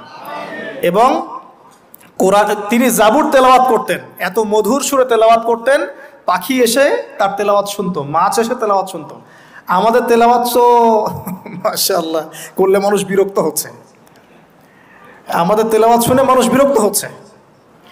তো আল্লাহর ওয়াস্তে আমি একটু রিকোয়েস্ট করি সবাইকে, আল্লাহর ওয়াস্তে আপনারা সবাই বিশুদ্ধ করে তার তিলের সাথে কোরআন তেলাওয়াত করা শিখবেন ইনশাআল্লাহ। 1 বছর সময় লাগে লাগুক, 2 বছর লাগে লাগুক, 3 বছর লাগে লাগুক, এর কোনো শেষ নাই। চমৎকার করে সুন্দর করে মাধুর্যের সাথে কোরআন তেলাওয়াত করা শিখুন। আল্লাহ পাক আমাদের সবাইকে ডেইলি অন্তত 1 পারা করে তেলাওয়াত করার তৌফিক দান করুন। এতে ইনশাআল্লাহ জীবনে বরকত হবে, হায়াতে বরকত হবে, রিজিকে বরকত হবে, আল্লাহর সাথে কানেকশন থাকবে, কোরআনের সাথে আপনার সম্পর্ক থাকবে। কোরআন কাল কিয়ামতে আপনার পক্ষে সাক্ষী দিবে ইনশাআল্লাহ। আল কোরআন হুজ্জাতুল লাকা ওয়া আলাইক, কোরআন আপনার পক্ষে সাক্ষী দিবে বা বিপক্ষে সাক্ষী দিবে। আল্লাহ রসুল বলছেন লা হাসাদা ইল্লা ইসনাতাইন, 2 জন ব্যক্তি ছাড়া কারো প্রতি ঈর্ষা করা জায়েজ নাই। এক, রাজুলুন আতাহুল্লাহুল কোরআন, এমন একজন ব্যক্তি যাকে আল্লাহ পাক কোরআন দিয়েছেন, সুবহানাল্লাহ। ইয়াকুমু বিহি আনা আল-লাইল ওয়া আনা আন-নাহার, যে কোরআন কেন্দ্রিক, সে দিনের বেলা আমল করে, রাতে তাহাজ্জুদের নামাজ পড়ে। আরেকজন ব্যক্তি রাজুলুন আতাহুল্লাহু মালান, একজন ব্যক্তি যাকে আল্লাহ পাক সম্পদ দিয়েছেন, ইউনফিকু বিহি আনা আল-লাইলি ওয়া আনা আন-নাহার, এই টাকা পয়সা মাল সম্পদ ইসলামের জন্য সে দিন রাত খরচ করে। এই 2 ব্যক্তি ছাড়া অন্য কারোর প্রতি ঈর্ষা করা যায় না। আর এগুলো হাদিস তো অনেক শুনেছেন, প্রত্যেক হরফে 10 নেকি করে পাবেন। কোরআন আপনার পক্ষে সাক্ষী দিবে। সূরা বাকারা, যে ঘরে তেলাওয়াত করা হয় সূরা বাকারা, শয়তান সেই ঘর থেকে দূর দূর করে পালিয়ে যাবে। সূরা আলী ইমরানের শেষের 10 আয়াত মুখস্থ করবেন, সূরা বাকারার শেষের 3টা আয়াত মুখস্থ করবেন, সূরা হাশরের শেষের 3-4টা আয়াত মুখস্থ করবেন, সূরা কাহাফের প্রথম 10টা আয়াত মুখস্থ করবেন, সূরা কাহাফের শেষের 10টা আয়াত মুখস্থ করবেন। এরকম অনেকগুলো সূরা আছে, সূরা ফালাক, নাস, ইখলাস, সূরা ফালাক, নাস, ইখলাস, কাফিরুন ইত্যাদি। নামাজ শেষ করব? আচ্ছা, ওকে, আমি গুটিয়ে নিচ্ছি ইনশাল্লাহ। তো আমরা দাউদ আলাইহিস সালামের কথা শুনলাম, আরেকজন মহামানব। আর কয়েকজনের কথা জাস্ট সংক্ষিপ্ত করে টাচ করে শেষ করে দিচ্ছি। তার ছেলে সুলাইমান আলাইহিস সালাম, নাম শুনেছি তো? আল্লাহ পাক তাকে জিন জাতির উপর কর্তৃত্ব দিয়েছিলেন, বাতাসের উপর কর্তৃত্ব, তার আংটিতে, তার লাঠি, সিংহাসন। এক কথায় তাকে আল্লাহ পাক এত বড় রাজত্ব দিয়েছেন যেটা আল্লাহ পাক এর আগেও কাউকে দেন নাই, পরেও কাউকে দেন নাই। এখান থেকে আমরা শিখছি শক্তিশালী মুসলিম হওয়ার একটা নাসিহাত, শক্তিশালী মুসলিম হওয়া। তো আমাদের সবাইকে শক্তিশালী মুসলিম হওয়ার চেষ্টা করতে হবে, আল্লাহ পাক তৌফিক দান করুন। এই শক্তি গেইন করার চেষ্টা করতে হবে, আল্লাহ পাক তৌফিক দান করুন। দুর্বল মুমিনের চাইতে শক্তিশালী মুমিন আল্লাহর কাছে বেশি পছন্দের। এখানে ইসলামের শক্তি আমরা দেখতে পাচ্ছি। আরও সামনে যাই, পাতা উল্টাই, দেখবেন একজন অত্যন্ত অপূর্ব সুন্দর, আমাদের মুরাদ ভাইয়ের মতো অপূর্ব সুন্দর একজন মহামানবের কথা আছে, ইউসুফ আলাইহিস সালাম। আমরা সূরা ইউসুফ পড়তে শিখি নাই এখনো। আমরা সবাই মনে করি সূরা ইউসুফ মানে হচ্ছে ইউসুফ জুলাইখার প্রেম কাহিনী, আমরা এটাই মনে করি। সূরা ইউসুফকে আল্লাহ পাক সবচেয়ে শ্রেষ্ঠ উপন্যাস বলেছেন, আহসানুল কসাস। একটু গভীরভাবে পড়ে দেখবেন অর্থগুলো। এটা ইউসুফ জুলাইখার প্রেম কাহিনী নয়, এটা ইউসুফ আলাইহিস সালামের সাথে তার বাবার মহব্বতের কাহিনী। সুবহানাল্লাহ, এটা পিতা আর সন্তানের মহব্বতের কাহিনী। এত মহব্বত যে সন্তান 20 বছর আগে হারিয়ে গেছে, যে সন্তান কূপ থেকে রাজপ্রাসাদে, রাজপ্রাসাদ থেকে জেলখানায়, জেলখানা থেকে আবার মিশরের গভর্নমেন্ট মানে পলিটিক্যাল পাওয়ার এসেছেন। বাবা কিন্তু এটা জানেন না, কিন্তু সন্তান যখন একটা জামা পাঠিয়ে দিচ্ছে, জামা, এই কমিজটা নিয়ে যাও, আমার বাবার চোখে দিও, বাবা দৃষ্টি ফিরে পাবে। ওই কমিজ নিয়ে যখন কিছু মানুষ আসছে তার বাসার সামনে, তিনি বলছেন, ইন্নী লাআজিদু রিহা ইউসুফ, আমি আল্লাহর কসম ইউসুফের গন্ধ পাচ্ছি এখন। এটা মারা বুঝতে পারবেন, সন্তানের গন্ধ পাওয়া যায়। বাবারা বুঝবো, সন্তান, মায়েদের, আমাদের ছেলে মেয়েদের গন্ধ আমরা বুঝি, এটা আমার ছেলের গন্ধ, এটা মেয়ের গন্ধ। ইউসুফ আলাইহিস সালামের কামিজ আসছে 1200 মাইল দূর থেকে, আরও বেশি বা কম হবে। আর এখানে তার বাবা গন্ধ পাচ্ছেন, মহব্বত। এই কথাটা, এই আয়াতটা আসলেই চোখ দিয়ে পানি বের হয়ে যাবে। ইন্নী লাআজিদু রিহা ইউসুফ, আমি ইউসুফের গন্ধ পাচ্ছি। আর মানুষ বলছে আপনি পাগল হয়ে গেছেন, কতদিন আগে ইউসুফ চলে গেল, আপনি ইউসুফের কথা বলতে বলতে বলতে বলতে চোখ অন্ধ করে ফেললেন কাঁদতে কাঁদতে, এখন বলছেন যে ইউসুফের গন্ধ পাচ্ছেন। সুবহানাল্লাহ। তো সূরা ইউসুফ পিতা আর সন্তানের প্রেম কাহিনী, মহব্বতের কাহিনী, ট্র্যাজেডি লাইফের। ভাইদের ষড়যন্ত্রে চলে গেলেন কূপে, কূপ থেকে রাজপ্রাসাদে, রাজপ্রাসাদ থেকে জেলখানায়। জেনার আহ্বান করছে তাকে, তিনি বলছেন মাআযাল্লাহ, আমি আল্লাহর কাছে আশ্রয় প্রার্থনা করছি। এখানে আমরা সূরা ইউসুফ পড়তে গিয়ে ইউসুফ আলাইহিস সালামের বাহ্যিক সৌন্দর্য নিয়ে কথা বলি, তার চরিত্র তার বাহ্যিক সৌন্দর্যের চেয়ে অনেক বেশি সুন্দর। সূরা ইউসুফ আলাইহিস সালামের এই যে জেনা থেকে মুক্ত থাকার শিক্ষা, এটা যদি আমাদের যুব সমাজ নিতে পারে, ইনশাআল্লাহ অর্ধেক কাজ হয়ে যাবে ইনশাআল্লাহ। কত পার্সেন্ট যুবক আছে বলেন দেখি, একটু অনেস্টলি বলেন, সূরা ইউসুফ আলাইহিস সালামের মতো এরকম তাকওয়া, পরহেজগারিতা, জেনা মুক্ত জীবন যেমন করতে পারে। আমরা তো আরো ইচ্ছা করে প্রেম করি, অ্যাফেয়ার করি, রেপ করি, এই করি সেই করি। আর তাকে অফার করা হচ্ছে সম্ভ্রান্ত পরিবারের একজন রাজার স্ত্রী। ক্বালাত হাইতা লাক ক্বালা মাআযাল্লাহ। তাহলে এই মহামানব জীবন থেকে শিক্ষা আছে। আরেকটা বিষয় আছে রুইয়াল হক, এখানে সত্য স্বপ্নের কথা আছে। তাই যারা বেশি পরহেজগার হবেন আপনারা কিন্তু সত্য স্বপ্ন দেখবেন এবং স্বপ্নের সত্যতা ডিনাই করবেন না। শেষ জামানায় মুমিনের স্বপ্ন বেশি বেশি সত্য হবে। যদি সত্য স্বপ্ন দেখেন, ভালো স্বপ্ন দেখেন, প্রিয়জন কোনো প্রিয় মানুষকে বলবেন। যদি দুঃস্বপ্ন দেখেন, খারাপ স্বপ্ন দেখেন, কাউকে বলতে যাবেন না। এখানে পড়লে আপনি দেখবেন কাফেরের স্বপ্ন সত্যি হয়েছে। আরেকটা স্ট্র্যাটেজি আছে সূরা ইউসুফে, এর আগে একটা লেকচারে বলেছিলাম। ইউসুফ আলাইহিস সালাম এমন অর্থনৈতিক পরিকল্পনা গ্রহণ করেছিলেন যার ফলশ্রুতিতে মিশরের লক্ষ লক্ষ মানুষ দুর্ভিক্ষ থেকে বেঁচে গেছে। সুবহানাল্লাহ। তাহলে এখনকার আমাদের পারিবারিক ক্ষেত্রেই হোক, সোশ্যাল বা ওয়ার্ল্ড অ্যাফেয়ার্সই হোক, ওই ইকোনমিক পলিসি যদি লঞ্চ করা যায়, ইনশাআল্লাহ তাআলা দেখবেন জনগণ না খেয়ে মরবে না। আর এই কথাটা আমি সবাইকে বোঝাতে পারি, বাংলাদেশের মানুষকে বোঝাতে পারি না। কারণ ইউসুফ আলাইহিস সালাম এখানে 7 বছর মেয়াদি একটা পরিকল্পনা নিয়েছেন। অপচয় করো না, যতটুকুতে কাজ হয়ে যায় এতটুকু ব্যবহার করো, বাকিটা সেভ করো। দুর্ভিক্ষ সামনে আসছে, তখন ইনশাল্লাহ বেঁচে যাবে তোমরা। তাহলে সূরা ইউসুফ থেকে আমরা শিখলাম কি? রুইয়াল হক, সত্য স্বপ্ন, ক্যারেক্টার।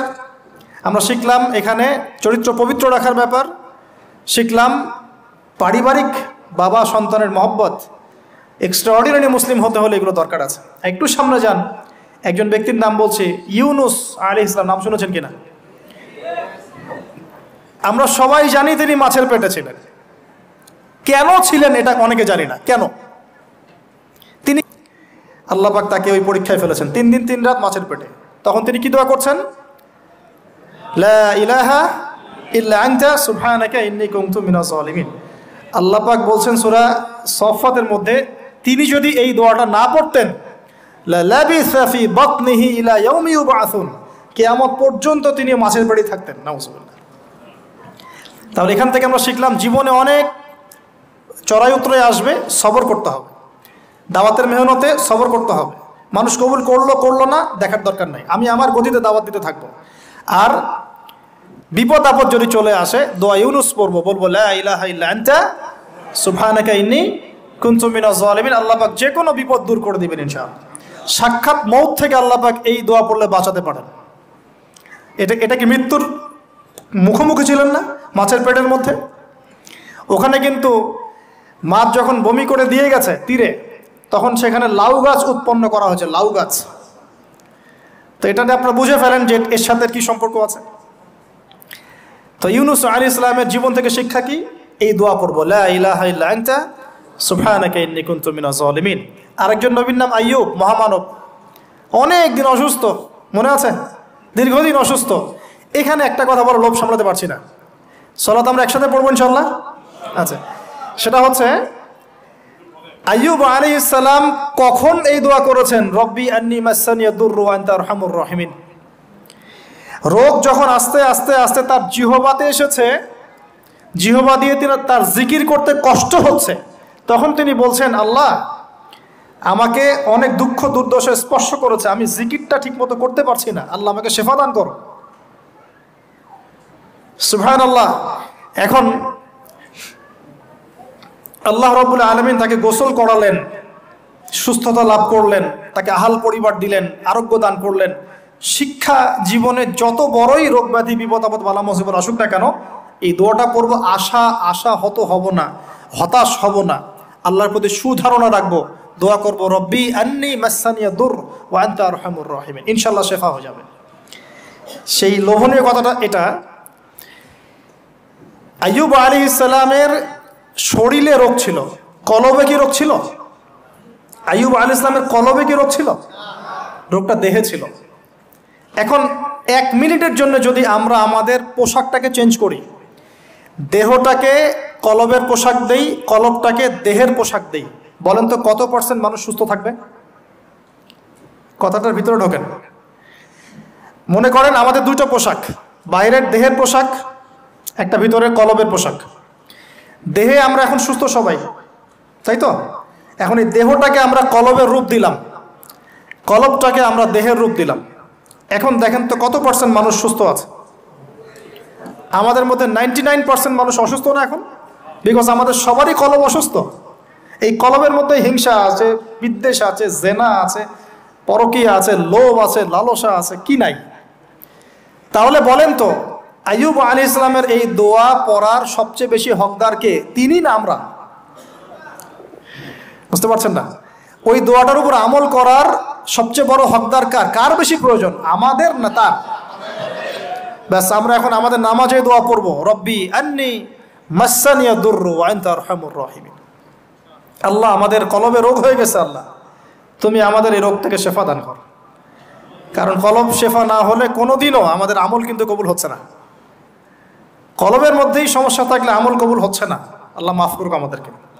এখন কলব পরিষ্কারের কয়েকটা টিপস। এক, ডেইলি একবার করে হলেও চিন্তা করতে হবে যে আমরা এই পৃথিবীতে থাকতে আসি নাই, আমাদেরকে যেতে হবে। একবার করে হলেও চিন্তা করতে হবে। দুই, ডেইলি এক পারা কোরআন তেলাওয়াত আপনাকে আল্লাহর দিকে নিয়ে আসবে, কলব পরিষ্কার হবে ইনশাআল্লাহ। ডেইলি জিকির আজগার হিসনুল মুসলিম বই থেকে ডেইলি জিকির আজগার করবো ইনশাআল্লাহ, কলব পরিষ্কার হবে। আল্লাহওয়ালা মানুষের সাথে দেখা সাক্ষাৎ করবেন, কলব পরিষ্কার হবে। কবরস্থানে গিয়ে কবর জিয়ারত করবেন, কলব পরিষ্কার হবে। অন্যের প্রতি গীবত, বিদ্বেষ, হিংসা, পরশ্রীকাতরতা রাখবেন না, কলব পরিষ্কার হবে ইনশাআল্লাহ। সবচেয়ে বড় কথা, সেজদায় যারা বেশি বেশি দোয়া করতে পারে তাদের অন্তর পরিষ্কার হয়ে যাবে ইনশাআল্লাহ। আল্লাহ পাক আমাদের সবাইকে আইয়ুব আলাইহিস সালামের জীবন থেকে শিক্ষা নেওয়ার তৌফিক দান করুন। মুসা ঈসাকে একসাথে বলছি, দুজনকে আল্লাহ পাক কেরামত দিয়েছেন, কেরামত, মহামানব, কেরামত। লাঠি ছুঁড়ে মারছেন, সাপ হয়ে যাচ্ছে। মৃত মানুষের গায়ে আল্লাহর নামে হাত বুলাচ্ছেন, দাঁড়িয়ে যাচ্ছে। অন্ধ ব্যক্তি চোখে হাত বুলাচ্ছেন, তাকিয়ে দেখছে, দৃষ্টিশক্তি ফিরে পাচ্ছে। দুজনকে আল্লাহ পাক কেরামত দিয়েছেন, কেরামত। একজনের সাথে আল্লাহ পাক কথা বলেছেন, আর একজনকে আল্লাহ পাক বিনা পিতায় সৃষ্টি করেছেন, সুবহানাল্লাহ। যাকে আল্লাহ পাক এখন উপরে উঠিয়ে নিয়েছেন, আবারও আসবেন ইনশাআল্লাহ তাআলা। ওই আনফিনিশড জব তার এখনো বাকি আছে। সেটা হলো ওই জেরুজালেম থেকে দিন ইসলামের পতাকাকে বুলন্দ করবেন ইনশাআল্লাহ, এবং সারা বিশ্বে ইসলামী খেলাফা আবারও কায়েম করবেন ঈসা আলাইহিস সালাম ইনশাআল্লাহ। এবং মিথ্যা মাসিহুদ দাজ্জালকে হত্যা করবেন ঈসা আলাইহিস সালাম। তার আগ পর্যন্ত জিউসদের সময়, এর আগ পর্যন্ত ওদের সময় তারা লম্ফ জম্ফ জুলুম নির্যাতন করতে থাকবে। এটাই হবে তাদের শেষ ধ্বংসের পরিণতি। এরপরে তারা কখনোই পৃথিবীর বুকে মাথা তুলে দাঁড়াতে পারবে না ইনশাআল্লাহ। তো তাদের দুজনের জীবনে অনেক শিক্ষা আছে। মুসা আলাইহিস সালাম কে আল্লাহ পাক ফিরআউনের কাছে পাঠিয়েছেন। কোরআনের পাতায় পাতায় মুসা ফিরআউন, মুসা ফিরআউন, মুসা ফিরআউন। আল্লাহ পাকের কি অলৌকিকত্ব, মানে কি নিদর্শন! যেখানে আবু জেহেল সেখানেই মুহাম্মদ, যেখানেই আজার সেখানেই ইব্রাহিম, যেখানে ফিরআউন সেখানেই মুসা। তাহলে এই যুগেও যেখানেই যত বেশি করাপশন, যত বেশি অন্যায় অবিচার, সেখানে তত বড় মুমিনের জন্ম হবে ইনশাআল্লাহ। তো আল্লাহর পক্ষ থেকে নবুয়ত পাওয়ার পরে তিনি দোয়া করছেন, আল্লাহ আমার এত সাহস নাই, আমার এত সাহস নাই, শক্তি নাই, আল্লাহ আমি দুর্বল। তার মধ্যে একজন মানুষ আমার এক থাপ্পড়ে মারা গেছে ওদের ওখানে, মনে আছে? থাপ্পড়ে না, সরি, ঘুষি ফাওয়াকাসাহু ফাকাদা আলাই, এক ঘুষি দিয়েছেন। এই যে এক ঘুষি দিয়ে মানুষ মেরেছেন মুসা আলাইহিস সালাম, মানে অ্যাক্সিডেন্টলি, ইচ্ছা করে না। এটা থেকেই ওই যে চাইনিজ মার্শাল আর্ট শুরু হয়েছে, এক ঘুষিতে মানুষ মারা যায়। বিশ্বাস করছেন না? এই যে টেকনিক, এক ঘুষিতেও মানুষের মৃত্যু হতে পারে, এমন স্পট আছে মানুষের দেহে। এখান থেকে শিল্প গড়ে উঠেছে, মার্শাল আর্টস গড়ে উঠেছে না?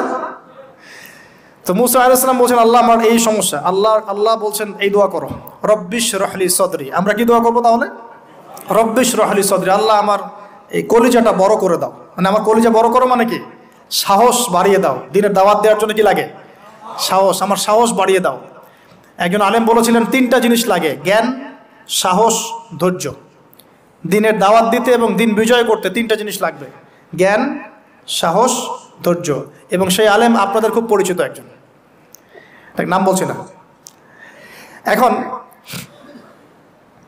হে আল্লাহ আমার বক্ষকে প্রশস্ত করো, ওয়াসসিরলি আমরি, আমার কাজকে সহজ করে দাও। আমার কাজ সহজ নয়, কাজটা সহজ করে দাও। ওয়াহলুল উকদাতাম মিন লিসানি, আমার জড়তা আছে জিহ্বায়, দূর করে দাও। ইয়াফকাহু কওলি, যাতে করে আমার কথা মানুষ বুঝতে পারে। ডক্টর জাকির নায়েক এই দোয়াটার উপর খুব বেশি আমল করেন। আপনারা কি দেখেছেন না লেকচারে?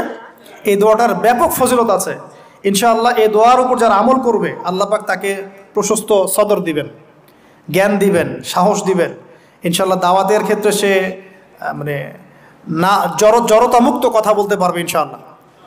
এই কাজগুলো আমাদের করা উচিত। সবচেয়ে বড় কথা, তিনি ফেরাউনকে দাওয়াত দিয়েছেন। তাহলে বুঝলাম দাওয়াতের কাজ আস্তে আস্তে আস্তে আস্তে ওই পর্যায় পর্যন্ত যেতে হবে কি না? তাহলে এখনকার বিশ্বে কি ফেরাউন নাই? এখনকার বিশ্বে ফেরাউন নাই?